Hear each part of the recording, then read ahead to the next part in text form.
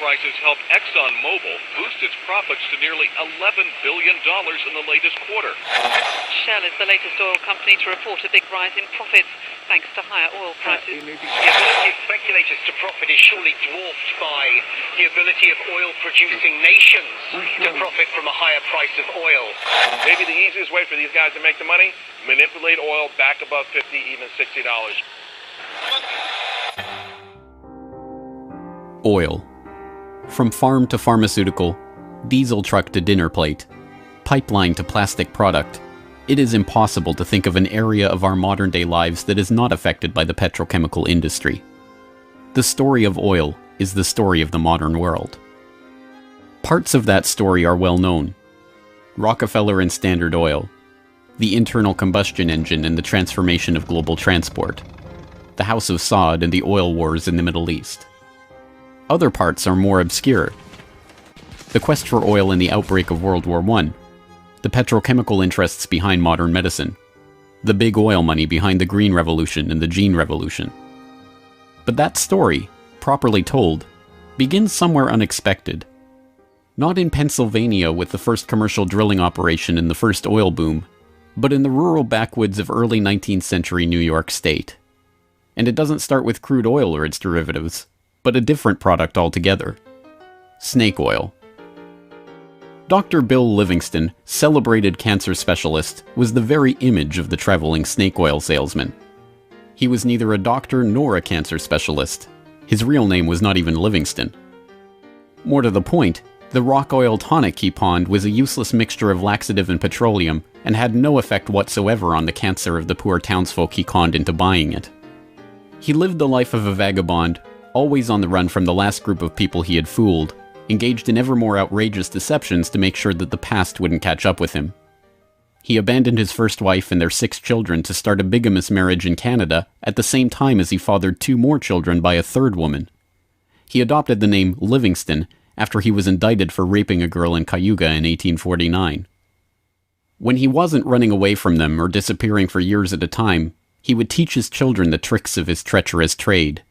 He once bragged of his parenting technique. "I cheat my boys every chance I get. I want to make them sharp."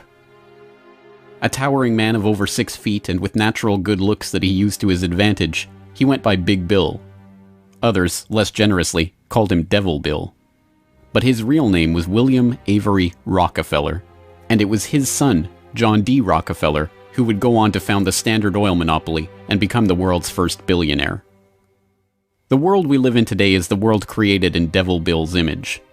It's a world founded on treachery, deceit, and the naivety of a public that has never wised up to the parlor tricks that the Rockefellers and their ilk have been using to shape the world for the past century and a half. This is the story of the oligarchy.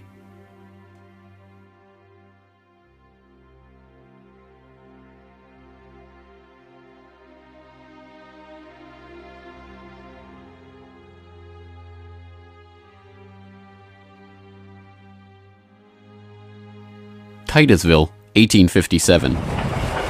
A most unlikely man alights from a railway car into the midst of this sleepy western Pennsylvania town on the shores of Oil Creek. Colonel Edwin Drake. He's from the Pennsylvania Rock Oil Company, and he's here on a mission to collect oil. Like Dr. Bill, Drake isn't really a colonel.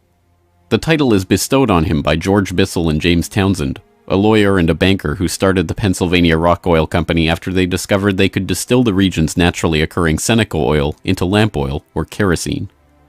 Drake is actually an unemployed railroad conductor who talked himself into a job after staying at the same hotel as Bissell the year before. Calling him a colonel, it is hoped, will help win the respect of the locals. The locals think he's crazy anyway. Seneca oil is indeed plentiful, bubbling out of seeps and collecting in the creek, but other than as a cure-all medicine or grease for the local sawmill's machinery, it's hardly seen as something valuable. In fact, it can be a downright nuisance, contaminating brine wells that supply Pittsburgh's booming salt industry. Still, Drake has a task to complete: finding a way to collect enough oil to make the distillation of Seneca oil into lamp oil profitable. He tries everything he can think of. The Native Americans had historically collected the oil by damming the creek near a seep and skimming the oil off the top. But Drake can only collect 6 to 10 gallons of oil a day this way, even when he opens up extra seeps. He tries digging a shaft, but the groundwater floods in too quickly. By the summer of 1859, he's desperate. Drake is running out of ideas, Bissell and Townsend are running out of patience, and, most importantly, the company is running out of funds. He turns to Uncle Billy Smith, a Pittsburgh blacksmith who had experience drilling brine wells with steam-powered equipment. They get to work drilling down through the shale bedrock to reach the oil. It's maddeningly slow work, with the crude equipment struggling to get through 3 feet of bedrock a day. By August 27th, they've drilled down 69.5 feet. Drake has used the last of his funds, and Bissell and his partners have decided to close up the operation. On August 28th, they strike oil.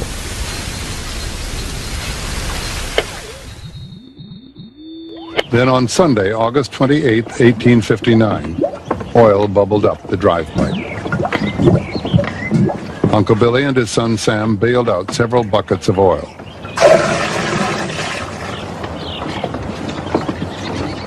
On Monday, the very day that Colonel Drake received his final payment and in order to close down the operation, they hitched the walking beam to a water pump and the oil began to flow. The first oil was to sell for $40 a barrel. Years later, a local newspaper interviewed Uncle Billy about the day they struck oil. I commenced drilling, and at 4 o'clock I struck the oil.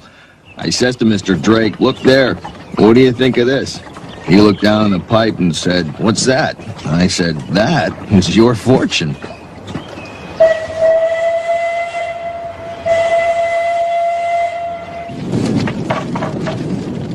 Drake's well proved that by drilling for it, oil could be found in abundance and produced cheaply.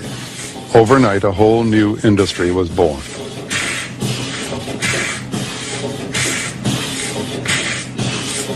Before long, in millions of homes, farms, and factories around the world, lamps would be lit with kerosene, refined from West Pennsylvania crude. When the word came out that Drake had struck oil, the cry went up throughout the narrow valleys of western Pennsylvania. The crazy Yankee has struck oil, the crazy Yankee has struck oil. And it was the first great boom. It was like a gold rush.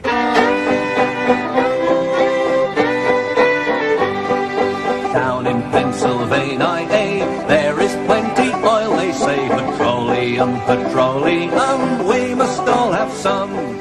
Overnight, the quiet farming backwoods of rural Pennsylvania was transformed into a bustling oil region, with prospectors leasing up flats, towns springing up from nowhere, and a forest of percussion rigs covering the land. The first oil boom had arrived. Already poised to make the most of this boom was a young up-and-coming bookkeeper in Cleveland with a head for numbers, John Davison Rockefeller. He had 2 ambitions in life, to make $100,000 and to live to be 100 years old. John D. set off to make his fortune in the late 1850s, armed with a $1,000 loan from his father, Devil Bill.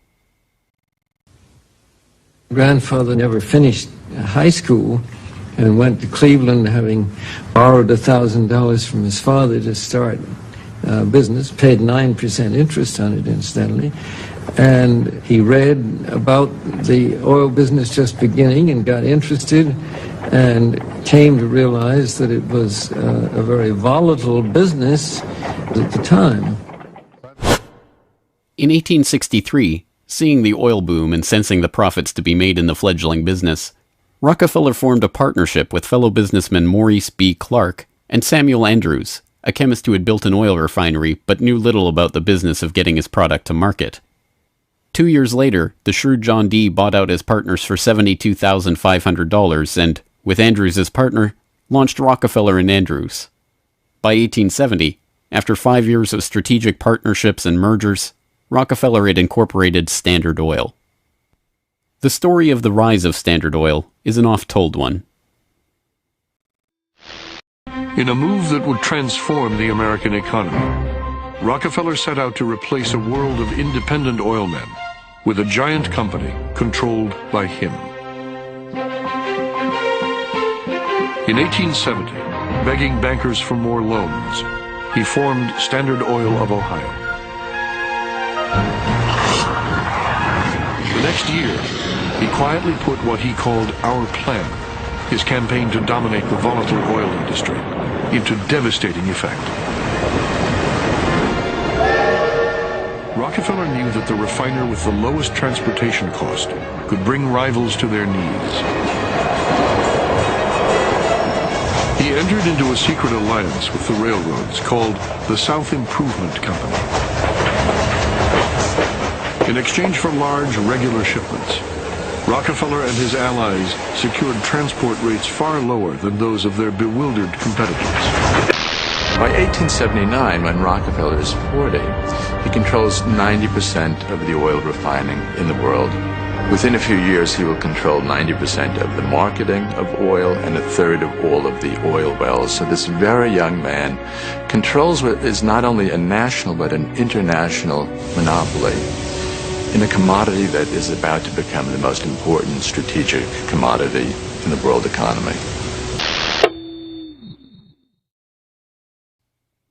By the 1880s, the American oil industry was the Standard Oil Company, and Standard Oil was John D. Rockefeller.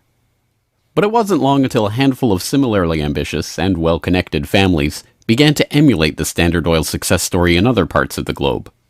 One such competitor emerged from the Caucasus in the 1870s, where Imperial Russia had opened up the vast Caspian Sea oil deposits to private development. Two families quickly combined forces to take advantage of the opportunity. The Nobels, led by Ludwig Nobel and including his dynamite-inventing, prize-creating brother Alfred, and the French branch of the infamous Rothschild banking dynasty, led by Alphonse Rothschild. In 1891, the Rothschilds contracted with M. Samuel & Co., a Far East shipping company headquartered in London and run by Marcus Samuel, to do what had never been done before: ship their Nobel-supplied Caspian oil through the Suez Canal to East Asian markets. The project was immense. It involved not only sophisticated engineering to construct the first oil tankers to be approved by the Suez Canal Company, but the strictest secrecy. If word of the endeavor was to get back to Rockefeller through his international intelligence network, it would risk bringing the wrath of Standard Oil, which could afford to cut rates and squeeze them out of the market. In the end, they succeeded, and the first bulk tanker, the Murex, sailed through the Suez Canal in 1892 en route to Thailand. In 1897, M. Samuel & Co. became the Shell Transport and Trading Company. Realizing that reliance on the Rothschild Nobel Caspian oil left the company vulnerable to supply shocks, Shell began to look to the Far East for other sources of oil. In Borneo, they ran up against Royal Dutch Petroleum, established in The Hague in 1890 with the support of King William III of the Netherlands, to develop oil deposits in the Dutch East Indies. The two companies, fearing competition from Standard Oil, merged in 1903 into the Asiatic Petroleum Company, jointly owned with the French Rothschilds, and in 1907 became Royal Dutch Shell. Another global competitor to the Standard Oil throne emerged in Iran at the turn of the 20th century. In 1901, millionaire socialite William Knox D'Arcy negotiated an incredible concession with the King of Persia: exclusive rights to prospect for oil throughout most of the country for 60 years. After 7 years of fruitless search, D'Arcy and his Glasgow-based partner, Burma Oil, were ready to abandon the country altogether. In early May of 1908, they sent a telegram to their geologist telling him to dismiss his staff, dismantle his equipment, and come back home. He defied the order, and weeks later, struck oil.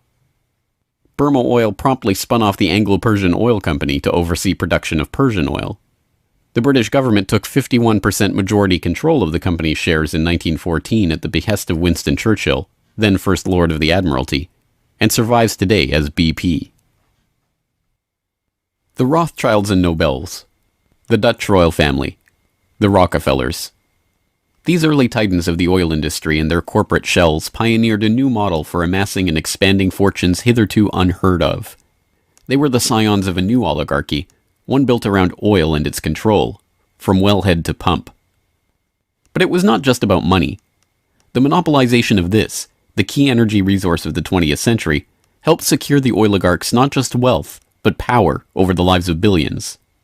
Billions who came to depend on black gold for the provision of just about every aspect of their daily lives.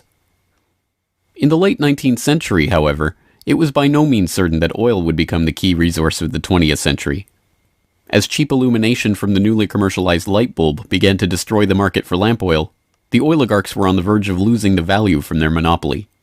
but a series of lucky strikes was about to catapult their fortunes even further. The very next year after the commercial introduction of the light bulb, another invention came along to save the oil industry.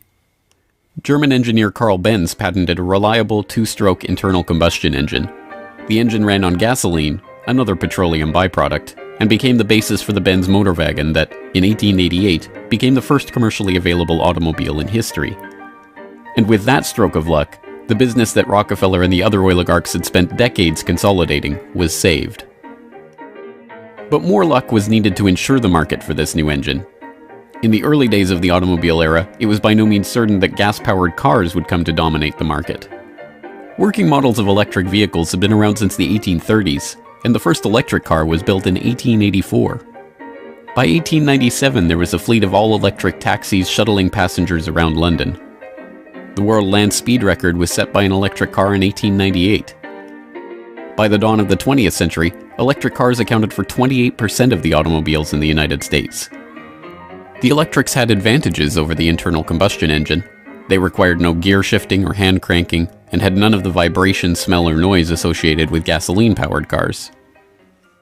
Lady Luck intervened again on January 10, 1901, when prospectors struck oil at Spindletop in East Texas. The gusher blew 100,000 barrels a day and set off the next great oil boom, providing cheap, plentiful oil to the American market and driving down gas prices. It wasn't long before the expensive, low-range electric engines were abandoned altogether, and big, loud, gas-guzzling engines came to dominate the road, all fueled by the black gold that Standard Oil, Shell, Gulf, Texaco, Anglo-Persian, and the other oil majors of the time were drilling, refining, and selling. Perhaps John Dee's greatest stroke of luck, however, was not supposed to be luck at all. Rockefeller had come under increasing scrutiny by a public outraged by the unprecedented wealth he had amassed through Standard Oil. Muckraking reporters like Ida Tarbell began digging up the dirt on his rise to power through railroad conspiracies, secret deals with competitors, and other shady practices. The press pictured him as a colossus with bribed politicians literally in the palm of his hand. Standard Oil was a menacing octopus with its tentacles strangling the lifeblood of the nation. Hearings began, investigations were launched, lawsuits were brought against him, and then, finally, in 1911, the Supreme Court made a monumental decision.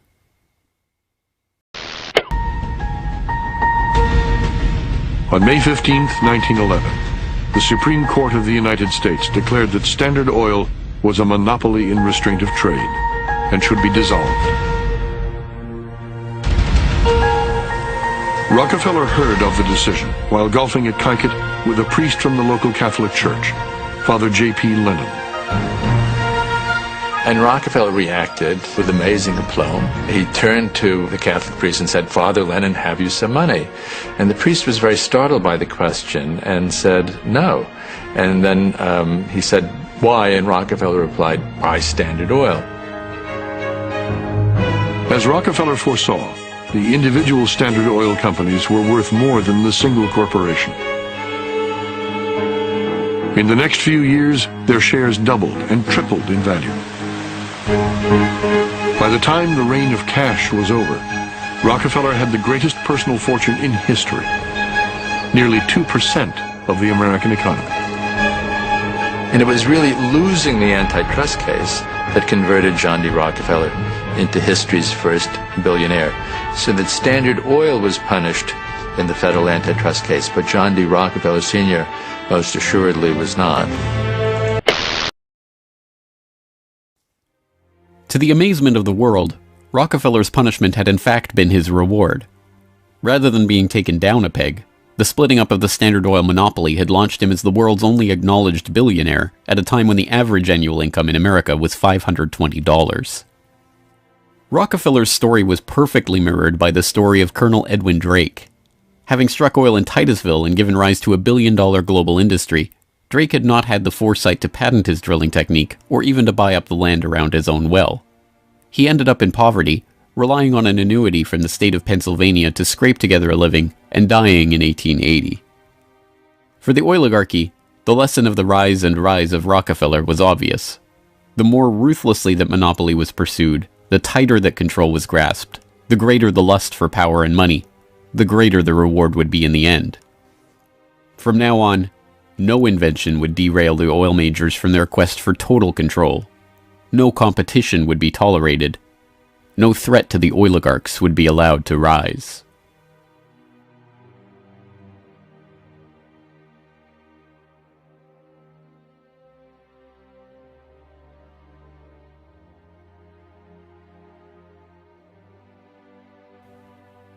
When asked how he could justify the treachery and deceit with which he had pursued the creation of the Standard Oil monopoly, John D. Rockefeller is reputed to have said, "Competition is a sin." This is the mentality of the monopolist, and it is this justification, framed as religious conviction, that drove the oligarchs to so ruthlessly eliminate anyone who would dare rise up as a pretender to their throne.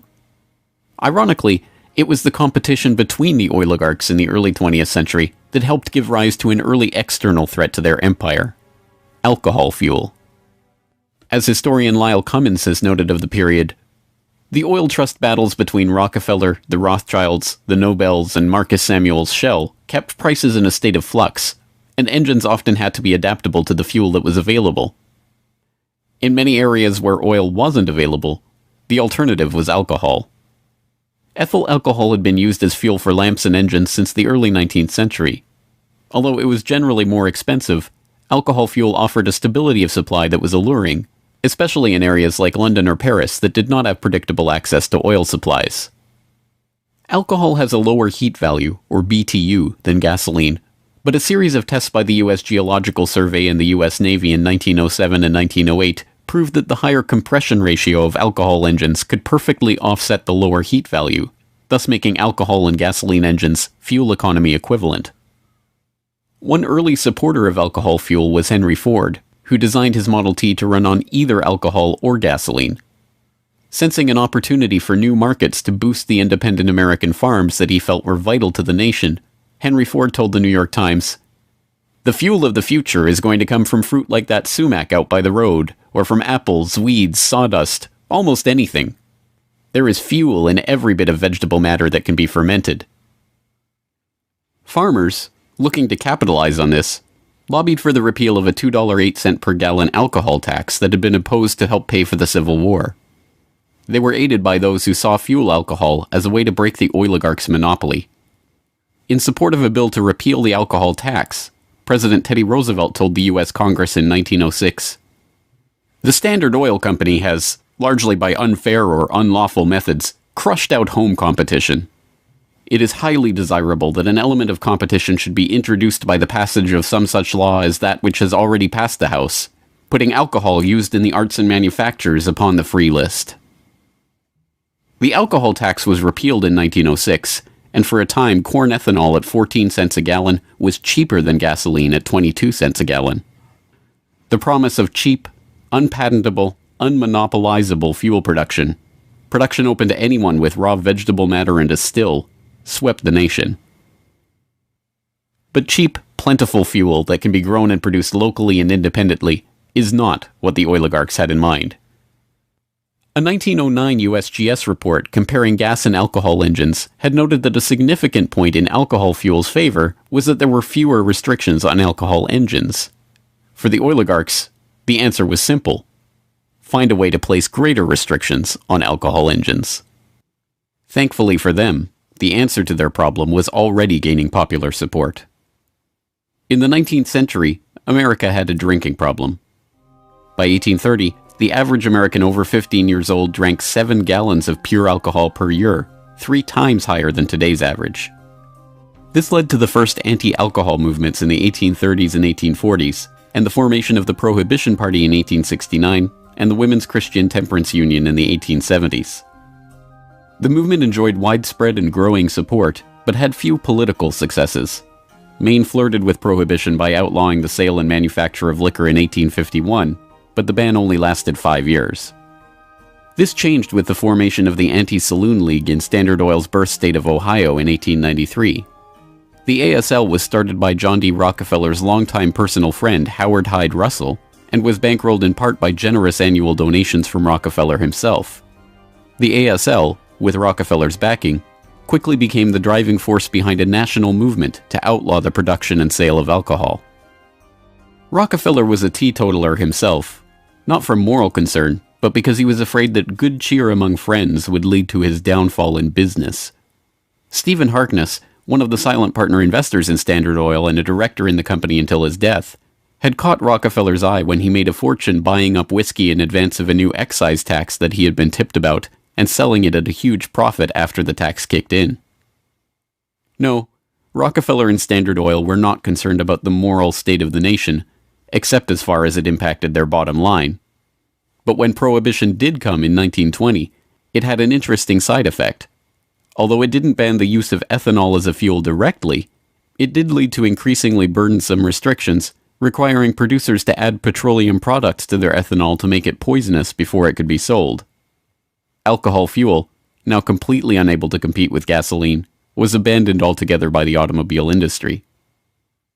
Another existential threat to the vast fortunes of the early oligarchs was to require an even greater effort at social engineering: public transportation.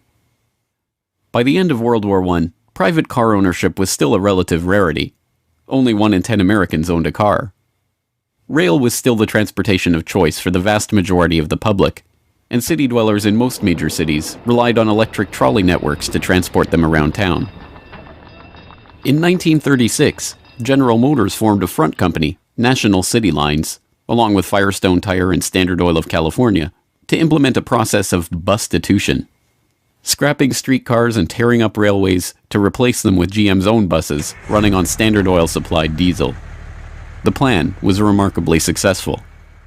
As historian and researcher F. William Engdahl notes in Myths, Lies, and Oil Wars, by the end of the 1940s, GM had bought and scrapped over 100 municipal electric transit systems in 45 cities and put gas-burning GM buses on the streets in their place. By 1955, almost 90% of the electric streetcar lines in the United States had been ripped out or otherwise eliminated. The cartel had been careful to hide their involvement in National City Lines, but it was revealed to the public in 1946 by an enterprising retired naval lieutenant commander, Edwin J. Quimby. He wrote a manifesto exposing what he called a careful, deliberately planned campaign to swindle you out of your most important and valuable public utilities, your electric railway system.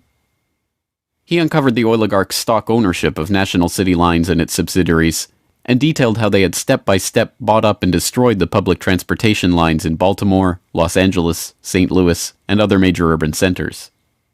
Quimby's warning caught the attention of federal prosecutors, and in 1947, National City Lines was indicted for conspiring to form a transportation monopoly and conspiring to monopolize sales of buses and supplies. In 1949, GM, Firestone, Standard Oil of California, and their officers and corporate associates were convicted on the second count of conspiracy. The punishment for buying up and dismantling America's public transportation infrastructure? A $5,000 fine. H.C. Grossman, who had been the director of Pacific City Lines when it oversaw the scrapping of Los Angeles' $100 million Pacific Electric system, was fined exactly $1. Unsurprisingly, GM and its associates did not remain in the doghouse for long.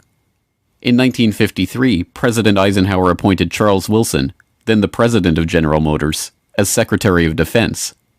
Wilson, with Francis DuPont of the Rockefeller-connected DuPont family as chief administrator of federal highways, oversaw one of the largest public works projects in American history, the creation of the interstate highway system. With a war-era excise tax on train tickets still in place, and federally funded highways and airports providing cheaper alternatives, rail travel declined a startling 84% between 1945 and 1964. This social engineering paid off well for Standard Oil and its growing list of petrochemical associates. In the 2.5 decades after the outbreak of World War II, vehicle production in Detroit almost tripled, from 4.5 million cars a year in 1940 to over 11 million in 1965. As a result, sales of refined gasoline over the same period rose 300%. But Rockefeller was not the only oligarch working to crush all opposition to his monopoly. Across the pond, the European oligarchs were working to protect their own oil investments from upstart competitors.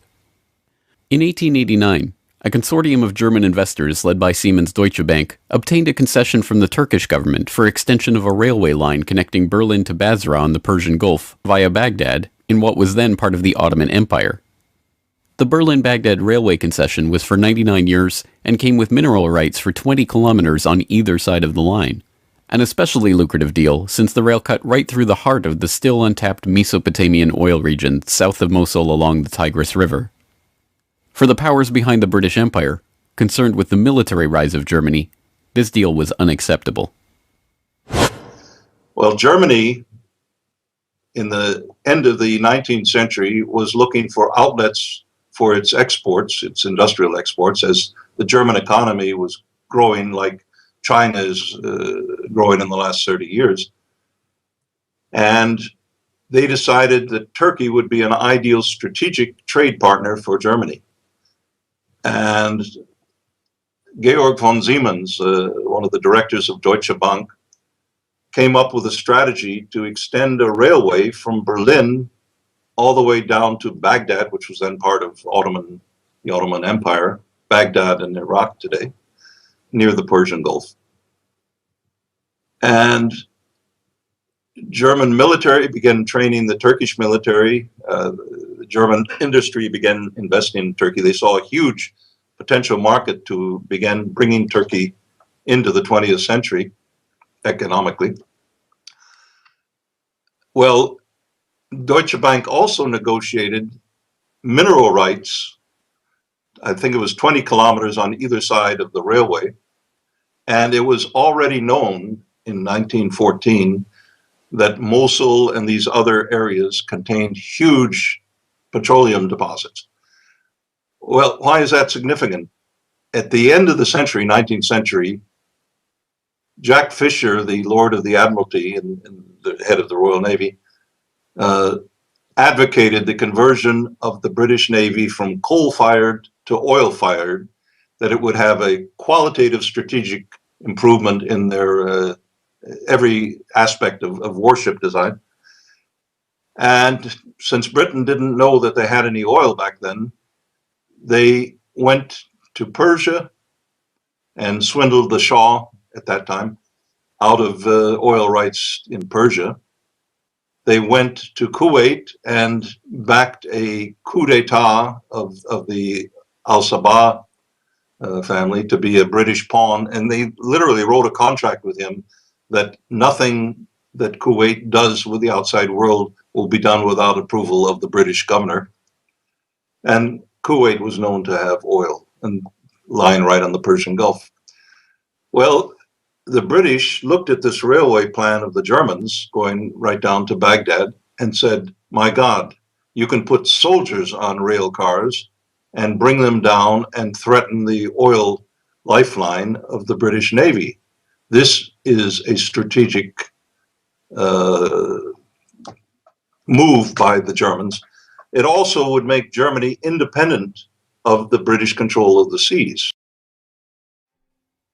The British oligarchs, including the British Crown with its hidden controlling stake in Anglo-Persian oil and the Rothschilds merchant Marcus Samuel at Royal Dutch Shell, sought to counter this German threat to their commercial and strategic interests. They used Armenian-born, naturalized British citizen Calouste Gulbenkian, the architect of the Royal Dutch Shell merger, in order, as he later recalled, to see British influence get the upper hand in Turkey against the Germans. If that was his task, it was a remarkable success. In 1909, the British set up the Turkish National Bank, which was Turkish in name only. Founded by London banker Sir Edward Castle and with directors like Hugo Baring of the Barings banking family, Castle himself, and Gulbenkian, the bank set up the Turkish Petroleum Company in 1912. Formed explicitly to exploit the petroleum-rich oil fields of Iraq, then part of the Ottoman Empire, Gulbenkian brokered a deal that forced Deutsche Bank, with its 40-kilometer concessions along the oil-rich Baghdad railway line, into a junior partnership in the company. The stock was split so the British government's Anglo-Persian Oil Company owned half the shares, with Royal Dutch Shell and Deutsche Bank splitting the other half. Their plan to take over Germany's Turkish oil interests had been successful, but in an amazing irony, it didn't even matter. Gulbenkian finished negotiations for the Iraqi oil concession on June 28, 1914, the same day Archduke Ferdinand was shot in Sarajevo. An alliance the British had been brokering for years to constrain the rising German threat, an alliance involving France and Russia, kicked into motion, and the world was engulfed in war. By the end of World War I, The British and their allies had taken over Iraq and its oil deposits anyway. Germany had been completely cut out, and Gulbenkian, their scheming servant, received 5% of all oil field proceeds in the newly minted country. As the century wore on, the oil industry grew beyond the control of the handful of families that had dominated it since its inception. Oil deposits were located around the globe, and the resources of entire nation-states were marshaled to control them. Now, threats to the oligarchs and their interests required multilateral, multinational responses, and the consequences of those deals were felt worldwide.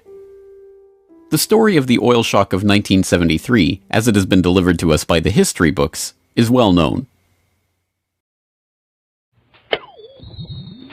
By the late 1960s, the nation relied on imported oil to keep the economy strong.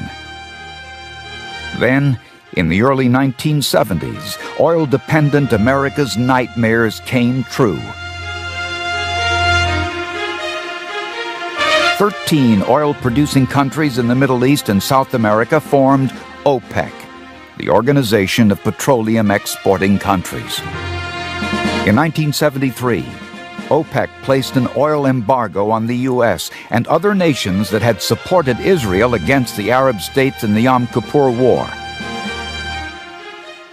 The American economy went into a tailspin as gas shortages gripped the nation.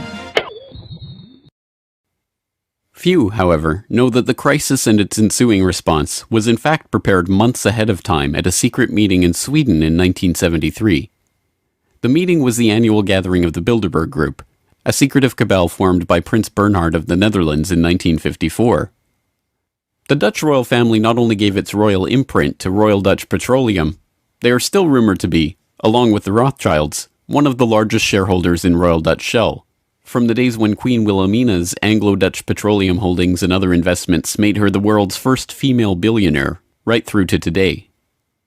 Bernhard's guest list at the Bilderberg Group reflected his position in the oligarchy. Alongside him at the Swedish conference were David Rockefeller of the Standard Oil dynasty and his protege Henry Kissinger, Baron Edmund de Rothschild, E.G. Collado, the vice president of Exxon, Sir Dennis Greenhill, director of British Petroleum, and Garrett A. Wagner, president of Bernhard's own Royal Dutch Shell. At the meeting in Sweden, held 5 months before the oil crisis began, the oligarchs and their political and business allies were planning their response to a monetary crisis that threatened the world dominance of the US dollar. Under the Bretton Woods system, negotiated in the final days of World War II, the US dollar would be the backbone of the world monetary system, convertible to gold at $35 per ounce, with all other currencies pegged to it. Increasing US expenditures in Vietnam and decreasing exports caused Germany, France, and other nations to start demanding gold for their dollars. With the Federal Reserve's official gold holdings plunging and unable to stem the tide of demand, Nixon abandoned Bretton Woods in August 1971, threatening the dollar's position as the world reserve currency. Accordingly, I have directed the Secretary of the Treasury to take the action necessary to defend the dollar against the speculators. I have directed Secretary Connally to suspend temporarily the convertibility of the dollar into gold or other reserve assets, except in amounts and conditions determined to be in the interest of monetary stability and in the best interest of the United States. As leaked documents from the 1973 Bilderberg meeting show, the oligarchs decided to use their control over the flow of oil to save the American hegemon. Acknowledging that OPEC could completely disorganize and undermine the world monetary system, the Bilderberg attendees prepared for an energy crisis or an increase in energy costs, which, they predicted, could mean an oil price between $10 and $12, a staggering 400% increase from the current price of $3.01 per barrel. 5 months later, Bilderberg attendee and Rockefeller protege Henry Kissinger, acting as Nixon's Secretary of State, engineered the Yom Kippur War and provoked OPEC's response, an oil embargo of the US and other nations that had supported Israel. On October 16, 1973, OPEC raised oil prices by 70%. At their December meeting, the Shah of Iran demanded and received a further raise to $11.65 a barrel, or 400% of oil's pre-crisis price. When asked by Saudi King Faisal's personal emissary why he had demanded such a bold price increase, he replied, Tell your king, if he wants the answer to this question, he should go to Washington and ask Henry Kissinger. In the second move of the operation, Kissinger helped negotiate a deal with Saudi Arabia. In exchange for U.S. arms and military protection, the Saudis would price all their future oil sales in dollars and recycle those dollars through treasury purchases via Wall Street banks. The deal was a bonanza for the oligarchs. Not only did they get to pass the price increases on to the consumers, but they benefited from the huge flows of money into their own banks. The Shah of Iran parked the National Iranian Oil Company's revenues in Rockefeller's own Chase Bank, revenues that reached $14 billion per year in the wake of the oil crisis. With the creation of this new system, the petrodollar, the oligarchs had reached unprecedented levels of control over the economy. Not only that, they had backed the world monetary system with their commodity, oil, and brought potential competition from upstart producer nations under their control all in one step. But for the insatiable appetites of these monopolist titans, mere control over the world's monetary system was not enough.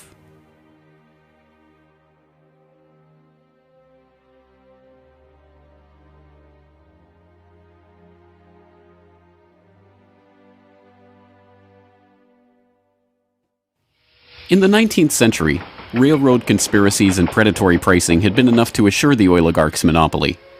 But by the time that the British Crown, the Dutch royal family, the Rothschilds, and the other European oligarchs began opening up the Middle East and the Far East to oil exploration in the early 20th century, the goal was no longer to maximize profits or control the oil industry. It was not even to control international diplomacy. It was to control and shape the world itself, its resources, its environment, and its people. In order to achieve this goal, the oligarchy would need a facelift. In the current age, with the Rockefeller name now more likely to be associated with Rockefeller Plaza or Rockefeller University than Standard Oil, it is difficult to understand just how hated John D. was in his own day. He was the head of the Standard Oil Hydra, an octopus strangling the world in his tentacles, a cutthroat gardener pruning the competitors from the flower of his oil monopoly. As one of the richest men the world had ever known, he was an easy target for the average working man's frustration and a magnet for the poor seeking help. He received on average 50 to 60,000 letters a month asking for help. Dozens of people followed him in the street. Literally, crowds stood around the Standard Oil offices, waiting for him to come out. Little children, painfully thin, crying in the street and so on. Rockefeller felt overwhelmed. Besieged by the downtrodden, despised by the working man, hounded by Ida Tarbell and the muckraking press, John D. had the mother of all PR problems. The answer was simple: invent the PR industry. He hired Ivy Ledbetter Lee, a journalist turned communications expert who invented the modern public relations industry, to burnish the Rockefellers' tarnished image. It was Lee that suggested giving the family name to Rockefeller Center and filming John D. handing out dimes in public. An early master of public relations, Lee used the media which the muckrakers had used to disgrace Rockefeller to turn him into a sympathetic figure. Ivy Lee recognized early the power of the new moving picture and used newsreels to show a remarkably benevolent Rockefeller. I am very grateful to you and to a host of people who are so kind and good to me all the time. Why? Because you're so good to everybody. Yes, you are. As Ivy Lee began to kind of control his public image, he became oddly a kind of American character. And people kind of warmed to him in a bizarre sort of way. It was like having Frankenstein on the loose walking around New York City or something like that, with a cane and a long hat. Although this plane never takes off, this photo opportunity was presented as Senior's first flight. Perhaps Ivy Lee's most brilliant public relations move was the casting of Rockefeller as the man who gave out dimes. Don't you give a dime, Mr. Rockefeller?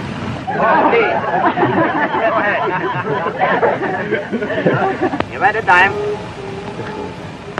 Thank you, sir. Thank you very much. I consider And myself. thank you for the ride. I consider myself more than amply paid. Bless you, bless you, Yes. bless you. These PR stunts seem obvious and ham-handed by today's standards, but they were effective enough. To this day, people leave dimes on the stone marker at the base of the 70-foot Egyptian obelisk that towers over John Dee's final resting place in Cleveland's Lakeview Cemetery. But it was not stage-managed photo opportunities like these that transformed Rockefeller into a public hero. In order to win the public over, he was going to have to give them what they wanted. And what they wanted wasn't difficult to understand. Money. But just as his father, Devil Bill, had taught him to do in all his business dealings, Rockefeller made sure to get the better end of the bargain. He would donate his great wealth to the creation of public institutions, but those institutions would be used to bend society to his will. As every would-be ruler throughout history has realized, society has to be transformed from the ground up. Americans in the 19th century still prized education and intellectual pursuits, with the 1840 census finding unsurprisingly that the United States, a nation that had been mobilized by tracts like Thomas Paine's remarkably popular Common Sense, was a nation of readers, with a remarkable 93% to 100% literacy rate. Before the first compulsory schooling laws in Massachusetts in 1852, education was private and decentralized, and as a result classical education, including study of Greek and Latin and a solid grounding in history and science, was widespread. But a nation of individuals who could think for themselves was anathema to the monopolists. The oligarchs needed a mass of obedient workers, an entire class of people whose intellect was developed just enough to prepare them for lives of drudgery in a factory. Into the midst stepped John D. Rockefeller with his first great act of public charity, the establishment of the University of Chicago. He was aided in this task by Frederick Taylor Gates, a Baptist minister that Rockefeller befriended in 1889 and who would go on to be John Dee's most trusted philanthropic advisor. Gates would go on to write a short tract, The Country School of Tomorrow, that laid out the Rockefeller plan for education. In our dream, we have limitless resources, and the people yield themselves with perfect docility to our molding hand. The present educational conventions fade from our minds, and, unhampered by tradition, we work our own goodwill upon a grateful and responsive folk. We shall not try to make these people or any of their children into philosophers, or men of learning or science. We are not to raise up from among them authors, orators, poets, or men of letters. We shall not search for embryo great artists, painters, musicians, nor will we cherish even the humbler ambition to raise up from among them lawyers, doctors, preachers, politicians, statesmen, of whom we now have ample supply. Although Rockefeller's resources weren't exactly limitless, they might as well have been. In 1902, he established the General Education Board to help implement Gates's vision for the Country School of Tomorrow with a staggering $180 million endowment. The Rockefeller influence on education was felt almost immediately, and it was amplified by help from fellow monopolists of the era who were approaching the topic of philanthropy from the same angle. Although best known as a steel magnate, Andrew Carnegie's fortune started on the railroads transporting Rockefeller's Standard Oil around the country, and was greatly magnified by a lucrative investment in property near Oil Creek that provided steady, profitable oil sales. In 1905, he established the Carnegie Foundation for the Advancement of Teaching, a tax-free foundation through which Carnegie and his appointees could direct the development of the education system in the United States, and, eventually, worldwide. In 1910, Rockefeller followed suit by establishing the Rockefeller Foundation, which became the tax-free umbrella organization for his philanthropic ambitions. As the Reese Committee, a congressional investigation into the activities of these tax-free foundations in the 1950s, discovered, it wasn't long before Carnegie's endowment approached Rockefeller's foundation with a proposal to cooperate on their shared desire to transform the American education system in their own image. Norman Dodd, the director of research for the congressional committee who was granted access to the Carnegie Endowment's board minutes, explains. So they approach the Rockefeller Foundation with the suggestion that that portion of education which could be considered domestic be handled by the Rockefeller Foundation, and that portion, which is international, should be handled by the endowment. And they then decide that the key to the success of these two operations lay in an alteration in the teaching of American history. So they approach four of the then most prominent teachers of American history in the country, people like Charles and Mary Bird, and their suggestion to them is, will they alter the manner in which they present this subject, and they get turned down flat. So they then decide that it is necessary for them to do, as they say, build our own stable of historians.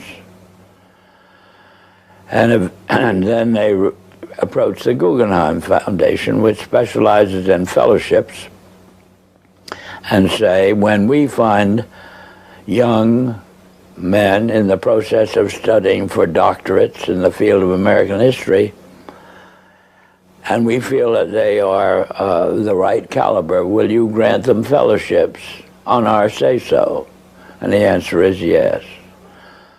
So under that condition, eventually they assemble 20.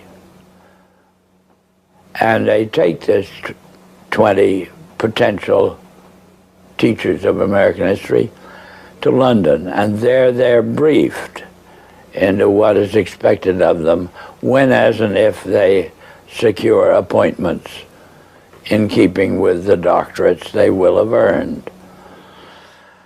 And that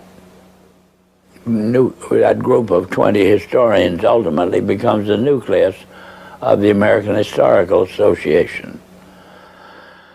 And then toward the end of the 1920s, the endowment grants to the American Historical Association $400,000 for a study of our history in a manner which points to what can this country can it look forward to in the future. And that culminates in a 7-volume study,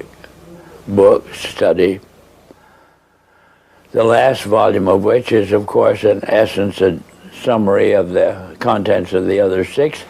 And the essence of the last volume is the future of this country belongs to collectivism administered with characteristic American efficiency. With this base for transformation firmly established, the Rockefeller Foundation and like-minded organizations embarked on a program so ambitious that it almost defies comprehension. They transformed the practice of medicine. As usual, the oligarchs that funded this change were also there to profit from it, and once again, John D. took his cue from Devil Bill's example. William Rockefeller had called his brand of snake oil Nujol for new oil, and Standard Oil spun off Nujol as a laxative under their Stanco subsidiary. Manufactured on the same premises as Flit, an insecticide also derived from Standard Oil's byproducts, Nujol sold at the druggist for 28 cents per 6-ounce bottle. It cost Standard Oil less than 1/5 of a cent to manufacture. Pharmaceuticals provided a lucrative new opportunity for the oligarchs, but in a turn-of-the-century America that was still largely based on naturopathic, herbal remedies, it was a tough sell. The oligarchy went to work changing that. In 1901, John D. established the Rockefeller Institute for Medical Research. The institute recruited Simon Flexner, a pathology professor at the University of Pennsylvania, to serve as its director. His brother, Abraham, was an educator who was contracted by the Carnegie Foundation to write a report on the state of the American medical education system. His study, the Flexner Report, along with the hundreds of millions of dollars that the Rockefeller and Carnegie Foundations were to shower on medical research in the coming years, resulted in a sweeping overhaul of the American medical system.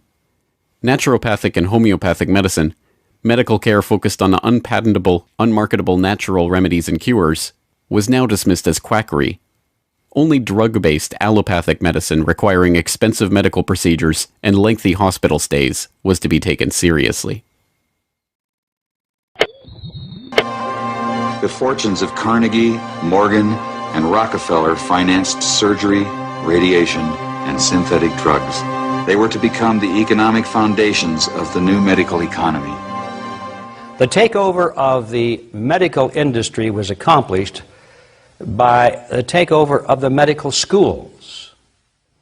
Well, the people that we're talking about, Rockefeller and Carnegie in particular, came to the picture and said, we will put up money. They offered tremendous amounts of money to the schools that would agree to cooperate with them. The donors said to the schools, we're giving you all this money. Now, would it be too much to ask if we could put some of our people on your board of directors to see that our money is being spent wisely? Almost overnight, all of the major universities received large grants from these sources and also accepted 1, 2, or 3 of these people that I mentioned on their board of directors, and the schools literally were taken over by the financial interests that put up the money. Now, what happened as a result of that is that the schools did receive an infusion of money. They were able to build new buildings. They were able to add expensive equipment to their laboratories. They were able to hire top-notch teachers. But at the same time as doing that, they skewed the whole thing in the direction of pharmaceutical drugs. That was the efficiency in philanthropy. The doctors from that point forward in history would be taught pharmaceutical drugs. All of the great teaching institutions in America were captured by the pharmaceutical interests in this fashion. And it's amazing how little money it really took to do it. The oligarchy birthed entire medical industries from their own research centers and then sold their own products from their own petrochemical companies as the cure. It was Frank Howard, a Standard Oil of New Jersey executive, who would go on to persuade Alfred Sloan and Charles Kettering to donate their fortunes to the cancer center that would then bear their name. As director of research at Sloan Kettering, Howard appointed Cornelius Rhodes, a Rockefeller Institute pathologist, to develop his wartime research on mustard gas for the U.S. Army into a new cancer therapy. Under Rhodes's leadership, nearly the entire program and staff of the Chemical War Service was reformed into the Sloan Kettering Drug Development Program, where they worked on converting mustard gas into chemotherapy. And once again, the Rockefellers' own snake oil was being sold as a cancer cure-all. The oligarchs' interest in the burgeoning pharmaceutical industry converged in companies like IG Farben, a drug and chemical cartel formed in Germany in the early 20th century. Royal Dutch's own Prince Bernhard served on an IG Farben subsidiary's board in the 1930s, and the cartel's American operation, set up in cooperation with Standard Oil, included on its board Standard Oil president Walter Teagle, as well as Paul Warburg of Kuhn-Loeb and Company, itself headed by Jacob Schiff of the Rothschild broker family. At its height, IG Farben was the largest chemical company in the world, and the 4th largest industrial concern in the world, right behind Standard Oil of New Jersey. The company was broken up after World War II, but like Standard Oil, its various pieces remained intact, and today BASF, one of its chemical offshoots, remains the largest chemical company in the world, while Bayer and Sanofi, 2 of its pharmaceutical offshoots, are among the largest pharmaceutical companies in the world. Not content merely to monopolize the fields of education and medicine, the same oligarchical interests banded together to take control of America's finances. In 1910, John D. Rockefeller Jr.'s own father-in-law, Senator Nelson Aldrich, Frank Vanderlip of the National City Bank, and Paul Warburg, as well as various agents of J.P. Morgan, met in complete secrecy on Jekyll Island to hammer out the details of what would go on to become the Federal Reserve, America's central bank. The Fed, established in 1913, would be run by hand-picked appointees of the oligarchy and their banking associates, including, perhaps inevitably, Standard Oil president and American IG director Walter Teagle. The Rockefeller family would go on to formally enter the banking field in the 1950s when James Stillman Rockefeller, the grandson of John D's brother, was appointed director of National City Bank. Meanwhile, John D's own grandson, David Rockefeller, would go on to take over Chase Manhattan Bank, the longtime banking partner of the Standard Oil empire. In this move, the Rockefeller story perfectly mirrored that of their fellow oligarchs, the Rothschilds. Whereas the Rothschilds had supplemented their banking fortune with their oil interests, The Rockefellers supplemented their oil fortune with banking interests. Springboarding from success to success as they consolidated monopolies across every field of human activity, the oligarchs' ambitions became even larger. This time, their goal was to consolidate control over the very food supply of the world itself. And once again, they would use philanthropy as the cover for their business takeover. The Green Revolution began in 1943 when plant geneticist Norman Borlaug and a team of researchers arrived on Mexican soil. His goal was to improve agricultural techniques and biotechnological methodologies, which in turn would help alleviate starvation and improve the living quality of developing nations. Creating new genetically modified strains of wheat, rice, maize, and other crops, Borlaug planned to win the battle against world hunger. The hope was that these new crops and farming techniques would rescue third world countries from the brink of starvation. That's exactly what happened. The agricultural innovations brought to the poverty-stricken countries gave the farmers the skills and resources necessary to sustain themselves. This triggered a chain of events that would allow these once struggling nations to survive. Agricultural exports soared in quantity and diversity and allowed the countries to become self-sufficient. As the genetically modified crops thrived, farmers were able to use their increased income to purchase newer and superior farming machinery. This increase in revenue made farming easier, more reliable, and more efficient.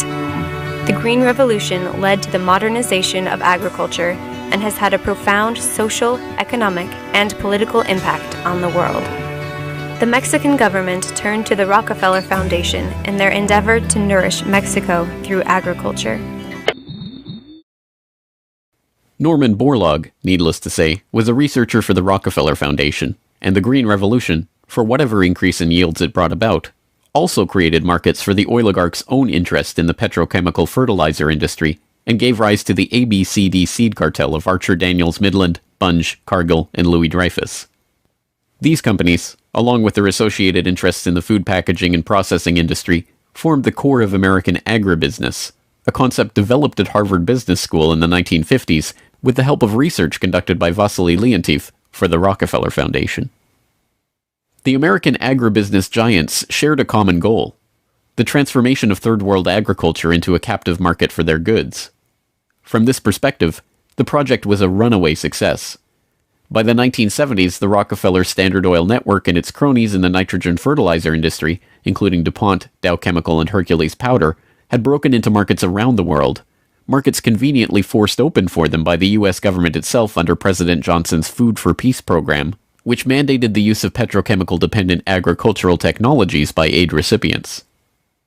Unable to afford these new technologies themselves, the impoverished Third World beneficiaries of this revolution relied on loans from the International Monetary Fund and the World Bank, handled by Rockefeller's own Chase Manhattan Bank and guaranteed by the U.S. government. The real costs of the Green Revolution, economic, agricultural, and environmental, are seldom tallied. Access to these debt-financed petrochemical-dependent technologies exacerbated the difference between the rich landowning class and the landless peasants in countries like India, where land reform and abolition of usury were dropped from the political agenda after the Green Revolution took over.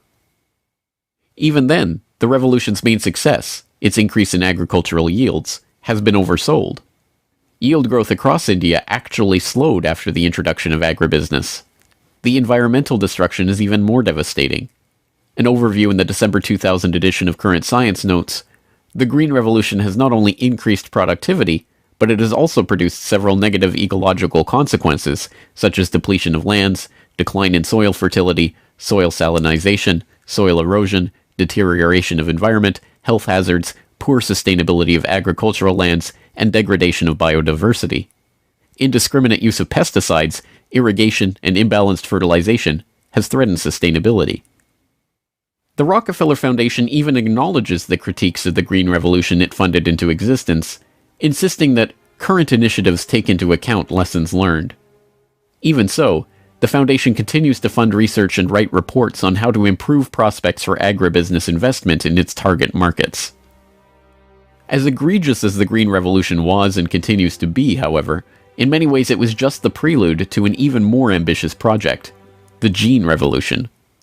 Now the project is not merely to monopolize the technologies, supplies, and chemical inputs for agriculture worldwide, but to monopolize the food supply itself through the replacement of the world's natural seeds with patentable, genetically modified crops. The players involved in this gene revolution are almost identical to the players in the green revolution, with IG Farben offshoots, Bayer Crop Science and BASF Plant Science, mingling with traditional oligarch associate companies like Dow AgroScience, DuPont Biotechnology, and, of course, Monsanto, all funded by the Rockefeller Foundation and fellow philanthropists at the Ford Foundation, the Bill and Melinda Gates Foundation, and like-minded organizations. The convergence of corporate, philanthropic, governmental, and intergovernmental interests in promoting GM crops around the world can be seen in the bewildering array of research institutes, industry associations, and consultative groups devoted to the case. The Rockefeller-funded International Rice Research Institute, the Rockefeller-Monsanto USAID Brainchild International Service for the Acquisition of Agribiotech Applications, the Rockefeller-Ford World Bank-created Consultative Group of International Agricultural Research, and dozens of other bland, benign-sounding organizations research and promote GM crops in target markets around the globe, with the profits ending up in the oligarchs' coffers. A representative example of this story is the agribusiness neocolonization of Argentina, where Monsanto ran an elaborate bait-and-switch to get the country hooked on its genetically modified Roundup-ready soybeans before demanding royalties on the crops that were by then already growing. DuPont then took over, magnanimously beginning a Protein for Life program to foist their own GM soybeans on the country's poor. The same scene has played itself out in country after country, where cartel-developed GM crops are foisted on emerging economies through food aid, usually during times of famine when those countries are especially vulnerable. Only a handful of countries like Zambia or Angola have outright rejected this GMO takeover of their food supply, generously subsidized by the US government to the benefit of the agribusiness cartel.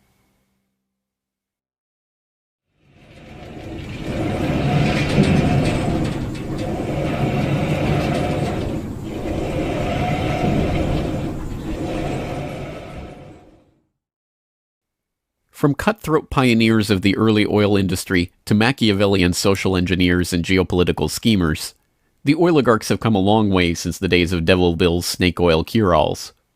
But his use of every form of deception and trickery to swindle the public informed how John D. and the rest of the oligarchs built up their business interests.